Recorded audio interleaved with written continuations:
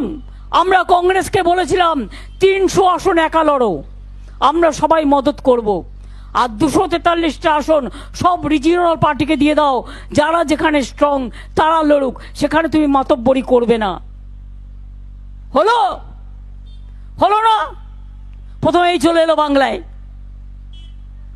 ভাবলো এখানে মুসলিমদের একটু সুশ্রী দিই, প্রথমেই চলে এলো বাংলায়। অর্থাৎ হিন্দুরা দিচ্ছে সুশ্রী, হিন্দুদের দিচ্ছে সুশ্রী বিজেপি, আর কংগ্রেস সিপিএম দিচ্ছে সুশ্রী মুসলিমদের। ও করবে হিন্দু আর ও করবে মুসলিম, আর আমরা হিন্দু মুসলিম শিখ খ্রিস্টান হয়েও আমরা সব বাদ। এটা হতে পারে না। শুনুন, এখনো হিম্মত করে বলি, লড়তে যদি পারে বিজেপিকে কেউ, বাংলা পারে, তৃণমূল কংগ্রেস পারে, আর আমরাই পারি সমস্ত রিজিওনাল পার্টিকে ঐক্যবদ্ধ করে এক জায়গায় দাঁড়াতে। কংগ্রেস তুমি তো একা পারবে না, তুমি 40টা সিট পাবে কিনা আমরা জানি না,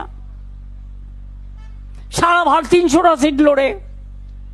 আজ তোমাদের এত অহংকার, এত অলংকার। আমি নাই বা কিছু চাইলাম, তাও আমি বলেছিলাম 2টো সিট তোমাদের দেবো, তোমাদের জিতিয়েও দেবো। বললো হবে না। আমি বললাম কটা চাই? 42টা। আচ্ছা 42টাই নিয়ে নাও। রিজেক্টেড। তারপর থেকে আমার সাথে আর কোনো সম্পর্ক নেই, কথাও হয়নি। বাংলায় প্রোগ্রাম করতে এসছি, আমরা নাকি ইন্ডিয়ান অ্যালায়েন্স। একবার তো ইনফরমেশনটা দেবে, অমুক দিন থেকে প্রোগ্রাম করতে যাচ্ছি বাংলায় এই রুট দিয়ে, আর তো কিছু চাই না। আমাকে কেউ তো বলেনি, আমি অ্যাডমিনিস্ট্রেশনের থ্রুতে শুনেছি। ডিরেক্টরকে কাউকে কাউকে ফোন করে বলেছে আমাদের গাড়িটা পাস করে দাও। আমাকে একবারের জন্য জানায়নি, আমি জানতেই পারিনি। তুমি বাংলা না বেছে ইউপি গেলে না কেন?